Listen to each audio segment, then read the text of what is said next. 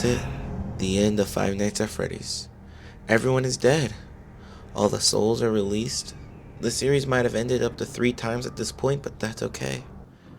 The story is over and at rest. I always come back.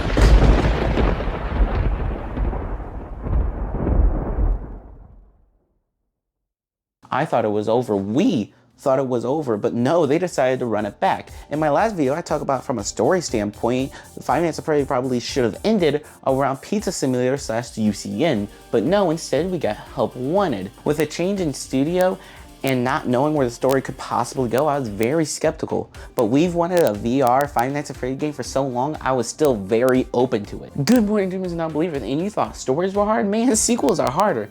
You have the same set of expectations as an original story, but now you have the preset notion that you'll do better than your original, continue the story that feels organic and not forced, and then try to make a sequel that isn't doing the same thing again, so you're not rehashing the same ideas. If done correctly, you will cement your series in the mind and hearts of your fans. If done poorly, you will be burned at the stake for the shameless money grab attempt. So how did Five Nights at Freddy's continue the story into Help Wanted? In my last video, I talked about how the story is a mess with too many ideas going everywhere at this point, but I really wanted to talk about how Help Wanted started the new age of Five Nights at Freddy's. So how did Steelwool and Scott kick it off? And while it's true that some stories associated with our name were loosely based on actual events, the majority of them were total fabrications from the mind of a complete lunatic. Lawsuits pending. Honestly, screw the rest of the game. This was the scariest part, because for a split second, I thought they had just decanonized everything in the previous games. But thank the gods this isn't true, because we learned later in tapes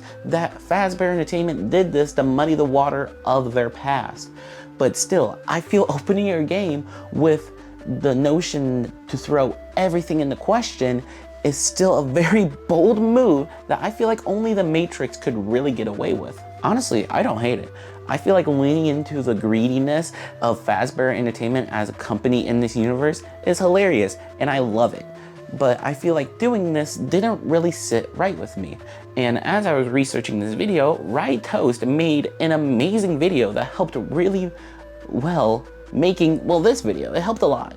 He made a video detailing every piece of lore in Help Wanted. And honestly, I love it because he points out that they probably did this to kind of tell the fans that what might happen in future games might contradict what happened in past games, and to go with the now more recent games, which makes sense because the previous games weren't made with the expectations of it continuing for this long. So, you know, this all makes sense. And honestly, go watch his video. It's lovely, it's amazing. While this video you're currently watching is more emotionally driven, his video is nothing more than cold hard facts, and ooh, I love it. Anyway, the indie dev idea. Love it, bit bold. 8 out of 10. The one thing I really questioned about this game was how they were going to continue the story. In the beginning, I know the 3 points to make a good sequel. To be better than your predecessor, to push the story that feels organic and not forced, and to make the thing interesting so you're not rehashing the same ideas. Did Help Wanted actually do this? Being better is 100% subjective.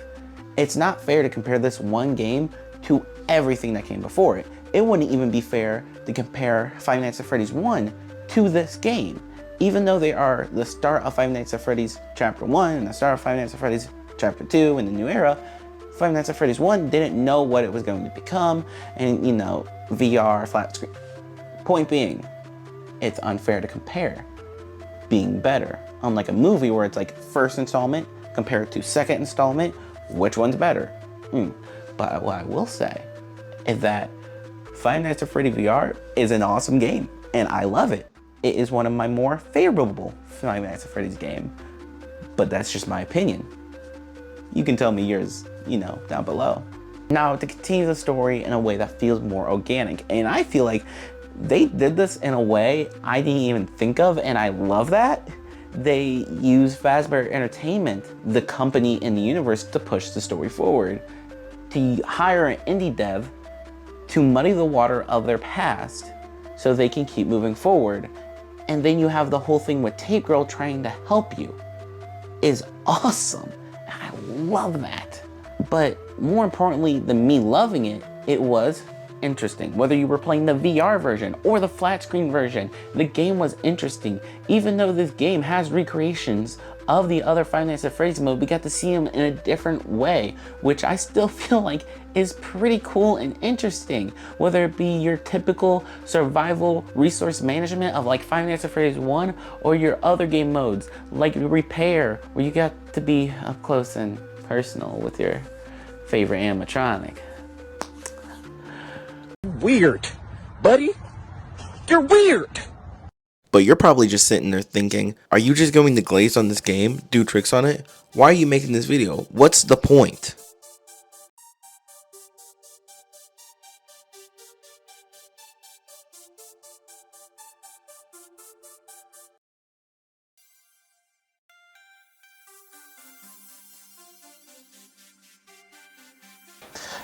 Every day I find a new way to describe this game. I can see, hear, feel the passion from this game. And now revisiting Help Wanted, I can see, hear, immerse into the passion in this game. This game leaks a passion. From the main menu of the character's eyes following you, to the lobby of the pizzeria itself, the setting and feel of this game are absolutely on point. Throughout the game's levels, you can find these hidden tapes that help tell the story of this game. And I love the idea that a developer finds an anomaly, and in her attempt to rid the game of it, to make these tapes to help you, she accidentally gives Glitchtrap the perfect place to hide. So she has to scatter the tapes so the anomaly can't form. But in our own curiosity, we gather them all and give Glitchtrap exactly what he needs to escape.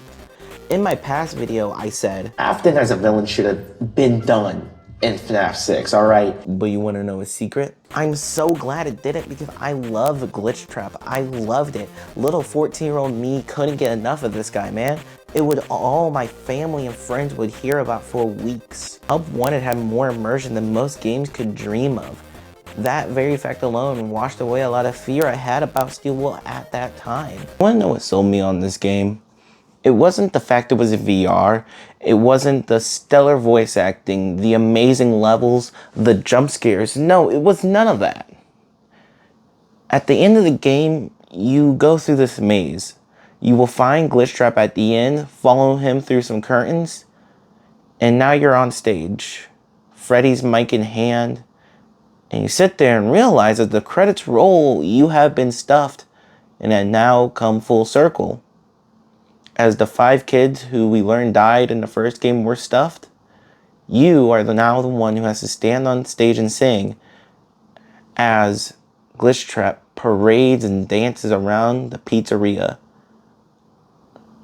That is what sold me on this game, because that right there is passion. The passion you wish you had for your work, your hobbies, your own life, and in this life of putting what makes you you aside just so you can conform to a cycle.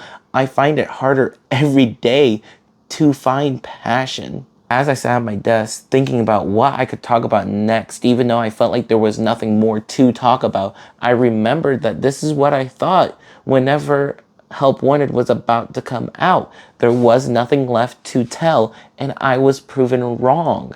So as I sat at my desk, I remembered this game and the passion that it had behind it, because from Steel Wool to Scott to the fan, passion has always driven this community, and now it's passion that drives me. Sometimes I wonder why I make these videos, why I want this so bad. Is it just to prop up my own ego? Or is it because I need to fill a void of the lack of attention I was never given from my mother? No, it's to fulfill this passion I now have. To make something tangible from something that's intangible. Whether it be to express my opinion or just to show my feelings. Without these videos, they would never be heard. They would be meaningless. If a tree falls in a forest, does it make sound? Yes, but if there's no one there to hear it, does it matter? Does this passion matter if I don't do something about it? Does this passion matter if I don't back it up with actions? Scott's passion for games gave us Five Nights at Freddy's. Steel's passion for Five Nights at Freddy's gave us Help Wanted, and now it's my passion for making these videos and this franchise that gives you this video and this channel. This has been 1,500 words just to say Help Wanted did an excellent job in starting the new chapter of FNAF because of passion. And it's from that passion I found my own. Good night.